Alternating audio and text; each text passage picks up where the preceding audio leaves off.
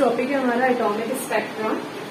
तो हम atomic spectra जो है वो हमें ये भी इंफॉर्मेशन देता है कि इसके पहले वाले वीडियो में जो हमने पढ़ा था कि एनर्जी जो होती है, जैसे लाइट से जो एनर्जी आ रही है वो क्वांटाइज्ड है, तो वो क्वांटाइज्ड कैसे होती है वो भी एटॉमिक स्पेक्ट्रा हमें उसकी भी इंफॉर्मेशन देता है। अब एटॉमिक स्पेक्ट्रा एंड स्पेक्ट्रम क्या है, हम इसको पढ़ते हैं। स्पेक्ट्रम क्या होता है कि जैसे व्हाइट लाइट है, कोई भी लाइट है, यदि वो जैसे व्हाइट लाइट है या कोई भी लाइट है, वो एक मीडियम से दूसरे मीडियम में जब ट्रेवल करती है तो वो डेविएट होती है। हम 10th क्लास में लाइट वाले चैप्टर में ये पढ़ते हैं, तो उसमें कुछ डेविएशन होता है। तो वैसे ही ये वो डिपेंड करता है कि वो किस टाइप के, वो उसका जो डेविएशन होता है वो डिपेंड करता है कि वो किस टाइप के मीडियम से किस टाइप के मीडियम में ट्रेवल करती है। तो वैसे ही जब किसी व्हाइट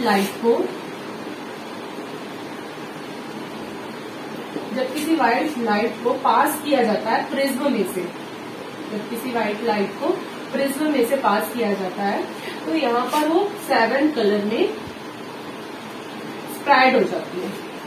तो ये जो वो 7 कलर में स्प्रेड होती है, जिसको हम बोलते हैं विबग्योर। तो ये जो विबग्योर है ये बनता कैसे है, ये क्यों बनता है? क्योंकि व्हाइट लाइट जो है वो डिफरेंट टाइप की वेवलेंथ्स जो होती है उनसे मिलकर वो कंसिस्ट होती है। इसमें बहुत टाइप की, इस व्हाइट लाइट के अंदर बहुत टाइप की वेवलेंथ होती है। जब वो प्रिज्म में से पास होती है तो वो सारी वेवलेंथ स्प्रेड हो जाती है, तो हमें वो व्हाइट लाइट हमें 7 कलर में दिखने लगता है। अब ये ही जो 7 कलर है, इनकी जो सीरीज है, इन वेवलेंथ्स की जो सीरीज बनती है, उसी सीरीज को हम क्या बोलते हैं? स्पेक्ट्रम बोलते हैं। ये जो स्पेक्ट्रम है, स्पेक्ट्रम के टाइप होते हैं वो हम पढ़ेंगे। उसमें से ये वाला जो स्पेक्ट्रम बनता है उसको हम बोलते हैं कंटिन्यूअस स्पेक्ट्रम। कंटिन्यूअस स्पेक्ट्रम हम क्यों बोलते हैं? क्योंकि इसमें क्या होता है कि जो वॉयलेट की वेवलेंथ होती है वो इंडिगो में मर्ज होती है, इंडिगो की जो वेवलेंथ होती है वो ब्लू में मर्ज होती है। तो हमें स्टार्टिंग एंड एंड पॉइंट समझ में नहीं आता। इसमें क्या होती है, वेवलेंथ कंटिन्यूअस होती है, इसीलिए हम इसको कौन सा स्पेक्ट्रम बोलते हैं? हम इसको बोलते हैं, इस टाइप के जो स्पेक्ट्रम होते हैं उसको हम बोलते हैं कंटिन्यूअस स्पेक्ट्रम। ये बनते क्यों है, स्पेक्ट्रम बनता क्यों है? क्योंकि जो हमारी व्हाइट लाइट है वो डिफरेंट टाइप की वेवलेंथ से मिलकर कंसिस्ट होती है। जब उसको किसी प्रिज्म में से, मतलब किसी मीडियम में से पास किया जाता है वो स्प्रेड हो जाती है, इसीलिए स्पेक्ट्रम बनता है। इसको हम बोलते हैं कंटिन्यूअस स्पेक्ट्रम।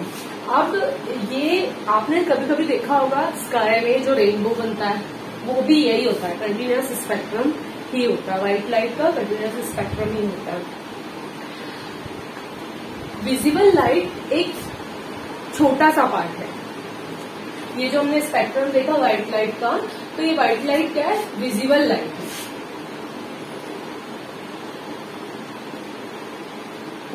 इलेक्ट्रोमैग्नेटिक जो रेडिएशन होती है उसमें 10⁻15 हर्ट्ज जो रेंज दी हुई होती है, वहां पर छोटे से पार्ट में ये विजिबल लाइट है, ये उसका स्पेक्ट्रम है। लेकिन क्या होता है कि ये तो एक पार्ट है EMR का, लेकिन जब इलेक्ट्रोमैग्नेटिक रेडिएशन किसी भी एटम, मॉलिक्यूल या फिर मैटर से जब वो कोलाइज्ड होती है, ठीक है, उससे जब वो टकराती है, तो टकराने के बाद क्या होता है कि इलेक्ट्रोमैग्नेटिक रेडिएशन वो जो एटम, मॉलिक्यूल या मैटर होता है, ठीक है, जैसे ये है EMR, ये जा रही है, ये जब किसी भी मैटर, एटम या मॉलिक्यूल से कोलाइज्ड होती है, तो कोलाइज्ड होने के बाद ये जो होते हैं, ये इस रेडिएशन में से कुछ एनर्जी को एब्जॉर्ब कर लेते हैं, कुछ वेवलेंथ को एब्जॉर्ब कर लेते हैं, कुछ एनर्जी को एब्जॉर्ब कर लेते हैं और बाकी को जाने देते हैं। ठीक है, क्या होता है कि ये EMR ने, ये जब इससे कोलाइज हुआ तो इसने कुछ एनर्जी को एब्जॉर्ब किया, तो तब जो स्पेक्ट्रम बनेगा उस टाइम, बाकी फिर बाहर से जो लाइट जा रही है, तब वो स्पेक्ट्रम जो बनेगा उसको हम बोलेंगे एब्जॉर्प्शन स्पेक्ट्रम। उसको हम इन डिटेल अभी पढ़ेंगे। और क्या होता है कि ये मैटर, एटम एंड मॉलिक्यूल ने जो एनर्जी को एब्जॉर्ब किए हैं, तो एनर्जी को एब्जॉर्ब करने के बाद वो हायर एनर्जी लेवल में जाते हैं, लेकिन वहां जाने के बाद वो बहुत देर तक नहीं रह सकते। वो जो स्टेट होती है, एक्साइटेड स्टेट जो होती है, वो अनस्टेबल होती है। तो वो वापस से एनर्जी को रिलीज करते हुए लोअर एनर्जी लेवल में आते हैं। तो जब वो एनर्जी को रिलीज करते हैं उस टाइम जो स्पेक्ट्रम बनता है उसको हम बोलते हैं इमिशन स्पेक्ट्रम। उसको अभी हम पढ़ते हैं।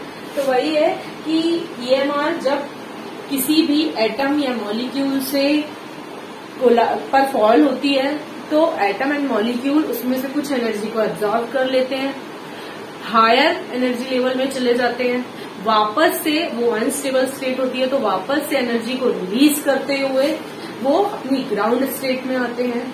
तो एनर्जी को एब्जॉर्ब करते समय और एनर्जी को रिलीज करते समय जो स्पेक्ट्रम बनते हैं उन्हीं को हम बोलते हैं इमिशन एंड एब्जॉर्प्शन स्पेक्ट्रम। इसके बाद हम देखते हैं कि टाइप्स ऑफ स्पेक्ट्रम।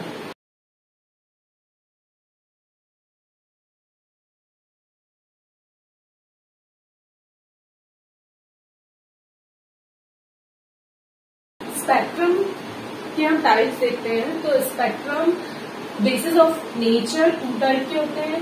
एक होता है कंटिन्यूअस, एक होता है डिस्क्रीट। और बेसिस ऑफ ओरिजिन मतलब कि वो कैसे बना हुआ है, क्या वो इनिशियल से बना हुआ है, क्या वो एब्जॉर्प्शन से बना हुआ है। तो ओरिजिन के बेस पर भी ये 2 टाइप के होते हैं और नेचर के बेस पर भी कि उसका नेचर कैसा है, क्या वो कंटिन्यूअस है या वो लाइन स्पेक्ट्रम है। डिस्क्रीट को लाइन स्पेक्ट्रम भी बोलते हैं। क्या वो लाइन स्पेक्ट्रम है, क्या वो कंटिन्यूअस स्पेक्ट्रम है। तो इन सारे स्पेक्ट्रम में से अभी हमने कंटिन्यूअस स्पेक्ट्रम देखना है कि क्या होता है जब हम व्हाइट लाइट को प्रिज्म में से पास करते हैं तो जिस टाइप का स्पेक्ट्रम बनता है जिसमें वेवलेंथ मर्ज हो एक दूसरे में। तो एक टाइप की वेवलेंथ दूसरे टाइप की वेवलेंथ में मर्ज हो, उसको हम बोलते हैं कंटिन्यूअस स्पेक्ट्रम। ठीक है। अब इसके बाद हमें देखना है कि इमिशन एंड एब्जॉर्प्शन स्पेक्ट्रम क्या होता है। ठीक है। तो एब्जॉर्प्शन स्पेक्ट्रम क्या होता है, जैसे कोई व्हाइट लाइट, इसको आपने किसी भी सैंपल में से, अब वो सैंपल क्या हो सकता है, जैसे आपने यदि कूल्ड गैस ले लिया तो वो हो सकता है, या कोई भी लिक्विड आपने रख दिया तो वो भी सैंपल हो सकता है। तो आपने एक सैंपल रखा और इसमें से व्हाइट लाइट को पास कराया तो इसमें तो इतनी सारी वेवलेंथ है। अब भी क्या करेगा कि ये सैंपल कुछ वेवलेंथ को अपने में एब्जॉर्ब कर लेगा। उसके बाद बाहर जो व्हाइट लाइट निकलेगी, अब इसमें इतनी वेवलेंथ थी, इसमें से इस सैंपल ने कुछ एब्जॉर्ब कर लिया। तो अब जो बाहर व्हाइट लाइट निकलेगी उसमें कुछ वेवलेंथ तो मिसिंग होगी ना, जो इसने यहाँ एब्जॉर्ब कर लिया है। तो अब इस व्हाइट लाइट को जो आप प्रिज्म में से पास करेंगे तो प्रिज्म में से पास करने पर जो स्पेक्ट्रम बनता है उसकी जब आप स्टडी करते हैं तो स्टडी करने पर आप देखते हैं कि जैसा कंटिन्यूअस स्पेक्ट्रम इसमें बनता है वैसा तो इसमें बनता है, लेकिन बीच बीच में कुछ आपको गैप दिखता है, ऐसी काली ब्लैक लाइंस दिखती हैं। जहां जहां की वेवलेंथ एब्जॉर्ब हुई रहती है वहां पर आपको ऐसी ब्लैक लाइंस दिखती हैं कि वहां की वेवलेंथ क्या मिसिंग है, वो कहाँ गई, वो इस सैंपल ने एब्जॉर्ब कर दी। तो क्योंकि ये एब्जॉर्प्शन के थ्रू बना है, कुछ वेवलेंथ एब्जॉर्ब हुई उसके बाद उसका स्पेक्ट्रम बना है वेवलेंथ एब्जॉर्ब होने पर, तो इसलिए इसको क्या बोलते हैं, एब्जॉर्प्शन स्पेक्ट्रम बोलते हैं। ठीक है। इसमें हमें लाइंस, तो इसलिए इसे हम क्या बोलते हैं, लाइन स्पेक्ट्रम भी बोल सकते हैं।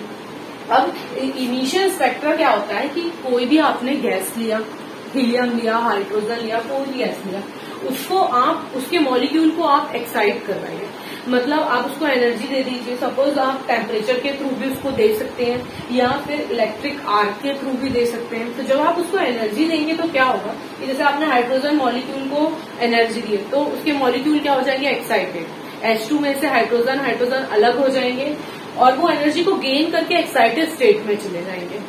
तो जब वो अभी ये एक्साइटेड है, तो जब ये एक्साइटेड है, आपने इसको टेम्परेचर दे रखा है, इसके मॉलिक्यूल अभी एक्साइटेड है, तो क्या होगा कि जब ये वापस आएंगे, ठीक है, तो ये अपने में से कुछ रेडिएशन को इमिट करते हैं। जब इसको एक्साइट करवाया जाता है तो ये अपने में से कुछ रेडिएशन को इमिट करते हैं, जिसको हम इलेक्ट्रोमैग्नेटिक रेडिएशन बोलते हैं। तो ये गैस है, इसमें से कुछ रेडिएशन निकल रही है, उस रेडिएशन का, उस लाइट का जब आप प्रिज्म में से पास कराएंगे तो आपको एक स्पेक्ट्रम मिलता है।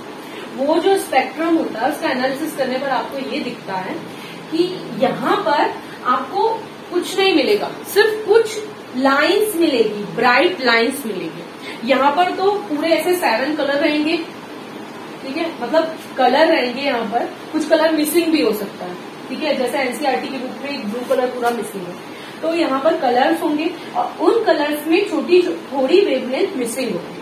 और यहाँ पर क्या होगा, सिर्फ आपको लाइंस मिलेंगे, कलर की ब्राइट कलर की लाइंस मिलेंगी, ब्राइट लाइंस मिलेंगे आपको यहाँ पर। ये केवल वही वेवलेंथ देगा, ये अपने स्पेक्ट्रम में केवल वही वेवलेंथ देगा जिसकी एनर्जी, जैसे आपने टेम्परेचर दिया मतलब इसको एनर्जी दी, तो इसने उस एनर्जी, जितनी एनर्जी एब्जॉर्ब किया, जिस वेवलेंथ की एनर्जी को एब्जॉर्ब किया, उसी को सिर्फ जितना एब्जॉर्प्शन हुआ है उसी को उसको जब इमीट करना, तो वो जो जितना इमीट करेगा उसी की बस वेवलेंथ बनेगी। तो ये हो गई ब्राइट लाइन। ये स्पेक्ट्रम को हम बोलते हैं इमिशन स्पेक्ट्रम।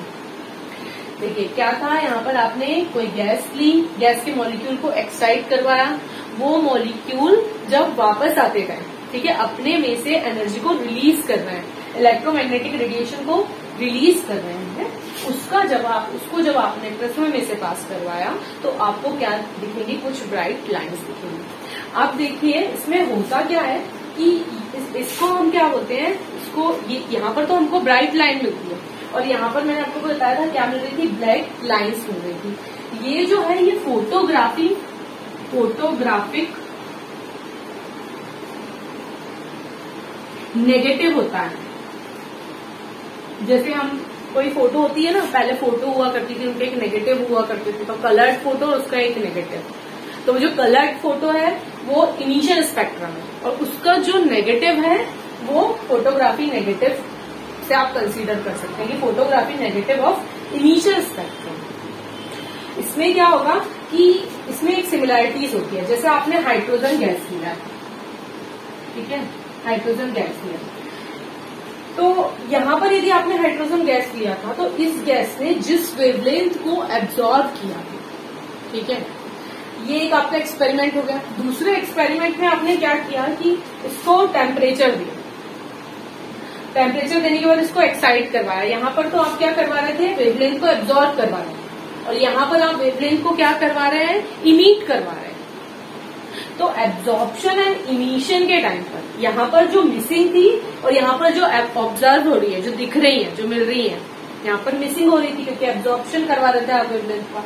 यहाँ पर वही लाइंस जो है आपको शो होंगी ब्राइट लाइन के फॉर्म में, इमिशन के फॉर्म में। तो ये दोनों वेवलेंथ बिल्कुल सेम होंगे।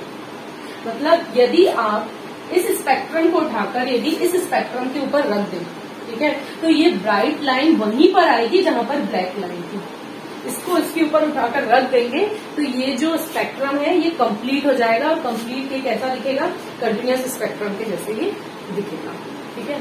तो ये था इनिशियल स्पेक्ट्रम और ये था एब्जॉर्प्शन स्पेक्ट्रम। अब ये इनिशियल एंड एब्जॉर्प्शन स्पेक्ट्रम जो है इनके यूजेस क्या क्या है। देखिए लाइन, इनिशियल स्पेक्ट्रा और एटॉमिक स्पेक्ट्रा जो है इसके एडवांटेज क्या है। अभी हमने जो इनिशियल स्पेक्ट्रा बनाया था उसमें कुछ ब्राइट लाइंस मिल रही थी, इसीलिए हम उसको क्या बोलते हैं, लाइन स्पेक्ट्रा। और क्योंकि वो इनिशियल से बना हुआ था इसलिए बोलते हैं उसको इनिशियल लाइन स्पेक्ट्रा। और क्योंकि वो एटम के थ्रू बनता है, किसी एटम का होता है, इसलिए हम उसको क्या बोलते हैं, एटॉमिक स्पेक्ट्रा। इसमें देखिए इसके एडवांटेज क्या क्या है। इसके एडवांटेज है कि ये इलेक्ट्रॉनिक स्ट्रक्चर जो है किसी एटम के अंदर, उसका इलेक्ट्रॉनिक स्ट्रक्चर कैसा है इसको डिफाइन करने में भी हेल्पफुल था। फिर एलिमेंट की आइडेंटिटी, जैसे scandium, thallium, gallium, indium, rubidium, caesium, इनकी जो डिस्कवरी हुई, जब इनके मिनरल्स का स्पेक्ट्रम बनाया गया या इनके मिनरल्स की जब स्पेक्ट्रोस्कोपी की गई तो उसके थ्रू इनकी डिस्कवरी हुई। जैसे सन जो है, सन में हीलियम की प्रेजेंस को भी फर्स्ट टाइम किसके थ्रू डिस्कवर किया गया था, स्पेक्ट्रोस्कोपी के थ्रू ही डिस्कवर किया गया था। स्पेक्ट्रोस्कोपी क्या है, जैसे जिसमें हम स्पेक्ट्रम की स्टडीज करते हैं। जैसे इनऑर्गेनिक केमिस्ट्री क्या होती है कि जिसमें हम जो इनऑर्गेनिक कंपाउंड होते हैं उनकी जहां हम स्टडी करते हैं उनको हम क्या बोलते हैं, इनऑर्गेनिक केमिस्ट्री। जहां पर किसी भी केमिकल की फिजिकल प्रॉपर्टी की स्टडी करते हैं उसको हम बोलते हैं फिजिकल केमिस्ट्री। ऐसे ही जहां पर हम स्पेक्ट्रम की स्टडी करते हैं उसको हम क्या बोलते हैं, स्पेक्ट्रोस्कोपी। तो ये इसके 2 एडवांटेज थे। थर्ड इसका एडवांटेज है जैसे कोई केमिकल रिएक्शन हो रही है तो उसके केमिकल एनालिसिस को यदि आपको ऑब्जर्व करना है कि इसके अंदर क्या रिएक्शन हो रही है, कौन किसके साथ बाइंड अप हो रहा है, कैसा कंपाउंड बन रहा है, तो ये सब भी हम किसके थ्रू देख सकते हैं, स्पेक्ट्रम के थ्रू हम देख सकते हैं, स्पेक्ट्रोस्कोपी के थ्रू। इसके बाद हम पढ़ेंगे लाइन स्पेक्ट्रम ऑफ हाइड्रोजन। देखिए फर्स्ट टाइम जो स्पेक्ट्रम बना था वो किसका बना था, हाइड्रोजन का ही बना था, क्योंकि हाइड्रोजन जो है एक लाइटेस्ट एटम है और इसमें इलेक्ट्रॉन कितना होता है, केवल 1 होता है। तो इसका स्पेक्ट्रम हमको स्टडी में थोड़ा इजी पड़ेगा। यदि बहुत सारी कॉम्प्लिकेटेड स्पेक्ट्रम बन जाते हैं तो स्टडी हो नहीं पाती, क्योंकि उस टाइम डिस्कवर हो रही थी स्पेक्ट्रोस्कोपी। तो क्या हुआ कि लाइन जो सैंपल लिया गया था जहां से मतलब स्पेक्ट्रोस्कोपी स्टार्ट हुई, तो सबसे पहले हाइड्रोजन एलिमेंट को लिया गया था और उसी को एक्साइट करवा के उसका इनिशियल स्पेक्ट्रम बनाया गया था। तो जो इनिशियल स्पेक्ट्रम होता है वो हमको कौन सा स्पेक्ट्रम देता है, लाइन स्पेक्ट्रम देता है, मतलब कि डिस्क्रीट स्पेक्ट्रम को देता है। तो लाइन स्पेक्ट्रम ऑफ हाइड्रोजन ये हमारा नेक्स्ट टॉपिक होगा, इसको हम पढ़ते हैं। लाइन स्पेक्ट्रम या एटॉमिक स्ट्रक्चर स्पेक्ट्रा जिसको हम बोलते हैं, तो वो बनता कैसे है, देखिए उसी को हम क्या बोलते हैं, हाइड्रोजन स्पेक्ट्रम। ये हाइड्रोजन स्पेक्ट्रम कैसे बनता है कि जब हाइड्रोजन गैस के अंदर इलेक्ट्रिक आर्क करवाई जाती है, तो इलेक्ट्रिक आर्क उसको देने से क्या होता है कि ये जो H2 गैस के मॉलिक्यूल होते हैं, H2 के मॉलिक्यूल, वो हाइड्रोजन वो ब्रेक हो जाते हैं और फ्री स्टेट में आ जाते हैं, हाइड्रोजन एटम की स्टेट में, फ्री स्टेट में, और एनर्जेटिक एक्साइटेड एटम होते हैं ये हाइड्रोजन के, एनर्जेटिक भी और एक्साइटेड।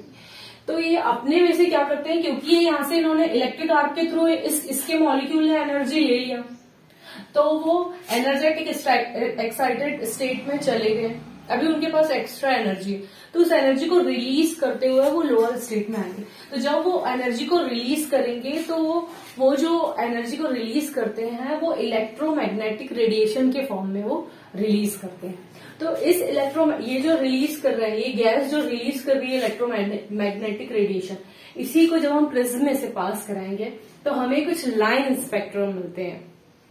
तो ये जो लाइन स्पेक्ट्रम है ये कैसा होता है, ये है हाइड्रोजन का स्पेक्ट्रम। ऐसा होता है कि जब हाइड्रोजन का जो एक इलेक्ट्रॉन है वो एनर्जी को लेके जब हायर एनर्जी लेवल में जाता है, सपोज जैसे वो 7th तक गया, तो 7th से जब वो फर्स्ट में आता है तो उस टाइम जो उसकी स्पेक्ट्रल लाइन बनती है उसको हम बोलते हैं लायमन सीरीज।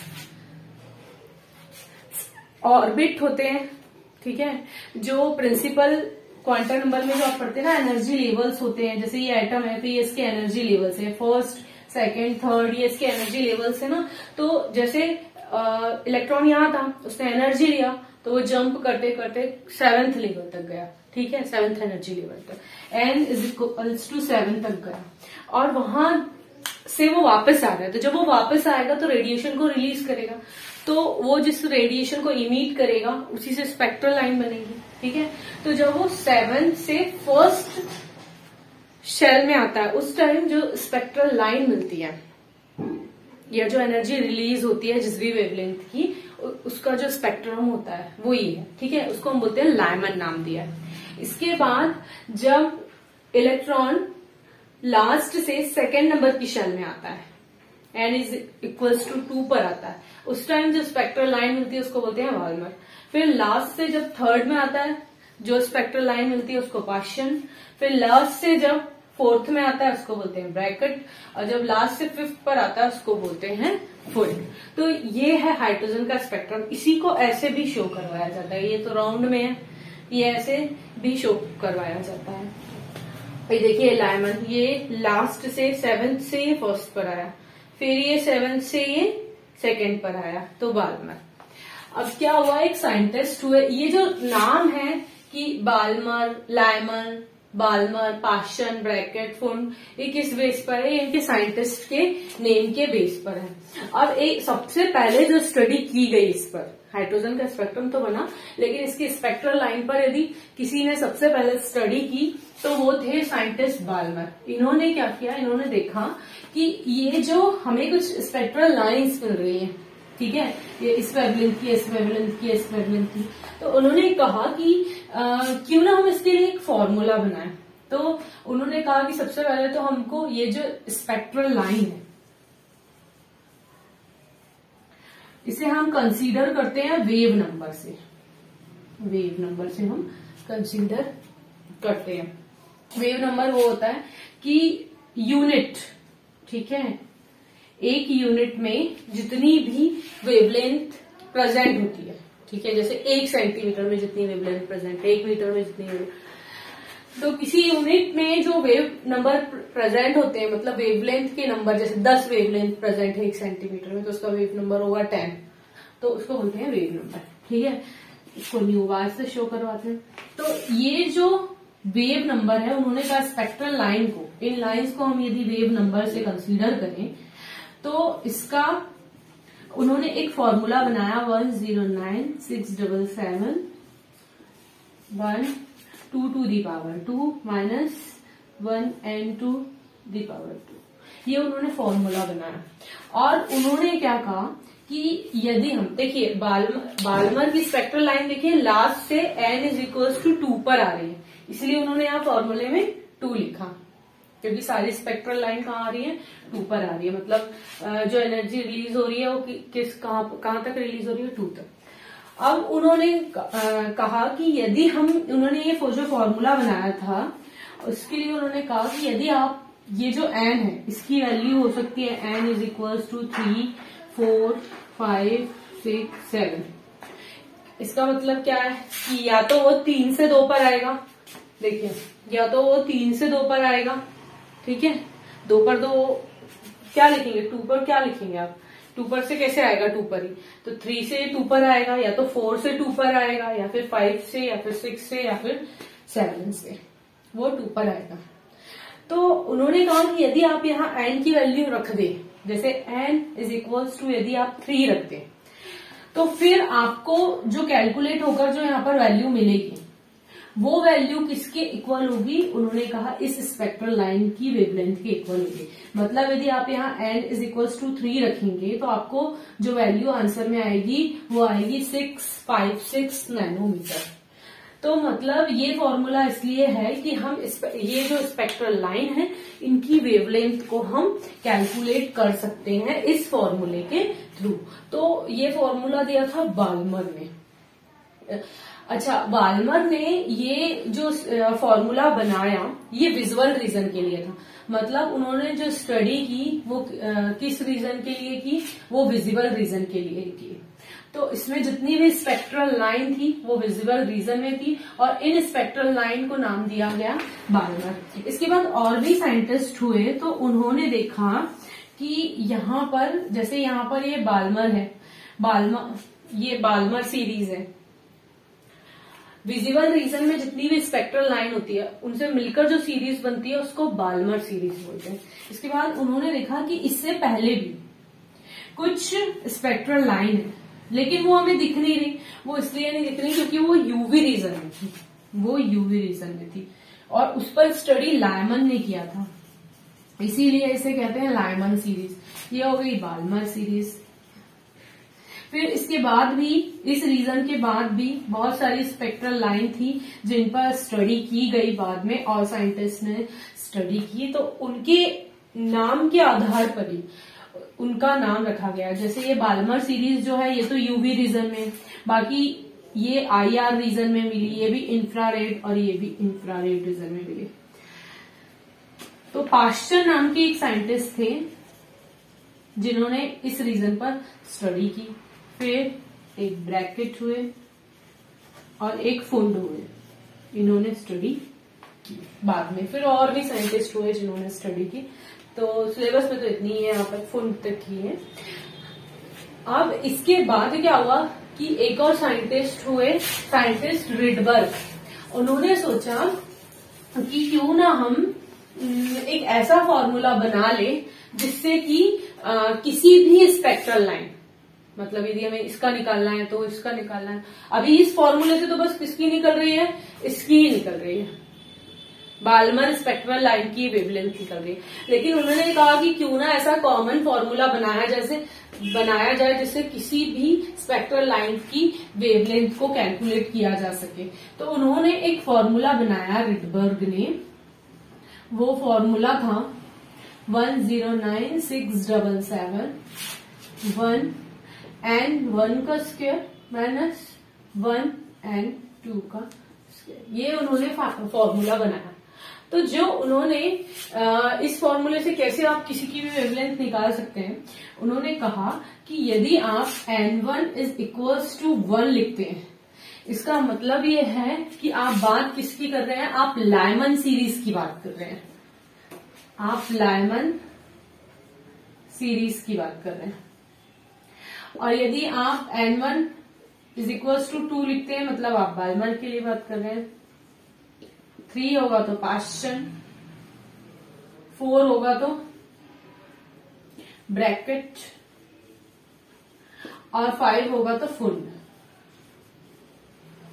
और यदि n2 की वैल्यू, इसी के साथ यदि आपने n2 की वैल्यू जो भी रखी हुई है, जैसे यदि n1 की वैल्यू होती है 1, जहां पर n1 की वैल्यू यदि 1 है तो वहां पर n2 की वैल्यू कहां से स्टार्ट होगी, n1 प्लस 1 से स्टार्ट होती है। यहां पर हमने लिखा ना कि यहां पर 2 टू दी पावर 2 है, ठीक है, यहाँ पर 2 है, तो इस n2 की वैल्यू कहां से स्टार्ट हुई है, 3 4 5 6, मतलब n1 प्लस 1 से यदि हम इसको n कंसीडर करते हैं तो वैसे ही यदि n1 की वैल्यू 1 है तो n2 की वैल्यू कितनी होगी, n प्लस 1, मतलब यहाँ पर कितना कहां से स्टार्ट हो जाएगी है, 2 से, 2 3 4 5। और यदि n1 की वैल्यू यदि 2 है तो n2 की वैल्यू इसके लिए कहां से स्टार्ट होगी, n1 प्लस 1, मतलब 3 4 5 यहां से स्टार्ट होगी, ठीक है। तो उन्होंने कहा कि यदि आपने n1 की वैल्यू कितनी ले रखी है, यदि आपने n1 की वैल्यू ले रखी है 1, और यदि आपने n2 की वैल्यू 3 ले रखी है, कि आप किस वाली स्पेक्ट्रल लाइन की बात कर रहे हैं, आप इस वाली स्पेक्ट्रल लाइन की बात कर रहे हैं, क्योंकि n1 की वैल्यू तो 1 लिखा, मतलब इनमें से लाइमन सीरीज के लिए बात हो रही है। लेकिन n2 के लिए जो वैल्यू स्टार्ट होती है वो कहां से स्टार्ट होती है, इसकी होगी कितनी, 2, इसकी होगी 3, मतलब आप किसके लिए बात कर रहे हैं, इसके लिए। तो ये वाली स्पेक्ट्रल लाइन की वेवलेंथ आप काउंट कर सकते हैं, ठीक है। तो ऐसे निकालते हैं, ये कॉमन फॉर्मूला है, इसको बोलते हैं रिडबर्ग कांस्टेंट, क्योंकि ये साइंटिस्ट रिडबर्ग ने बनाया था इसलिए इसको बोलते हैं रिडबर्ग कांस्टेंट, और इसको रिडबर्ग इक्वेशन भी कहा जाता है। और उन्होंने इसके लिए एक सिंबल भी दिया, तो फाइनली जो फॉर्मूला होगा वो ये होता है RH, ये रिडबर्ग कांस्टेंट है, 1n1 का square minus 1 divided by n2 का स्क्वायर, ये फॉर्मूला है। तो ये फॉर्मूले से हम स्पेक्ट्रल लाइन की वेवलेंथ को कैलकुलेट कर सकते हैं। जितने भी हमें लाइन स्पेक्ट्रम मिलते हैं उन सभी लाइन स्पेक्ट्रम में सबसे पहले हाइड्रोजन का स्पेक्ट्रम बनाया गया था। वो इसलिए हाइड्रोजन के स्पेक्ट्रम पर स्टडी की गई क्योंकि इसमें सिर्फ एक ही इलेक्ट्रॉन होता है, तो इसमें जो स्पेक्ट्रल लाइंस मिलती हैं वो इतनी ज्यादा कॉम्प्लिकेटेड नहीं होती हैं।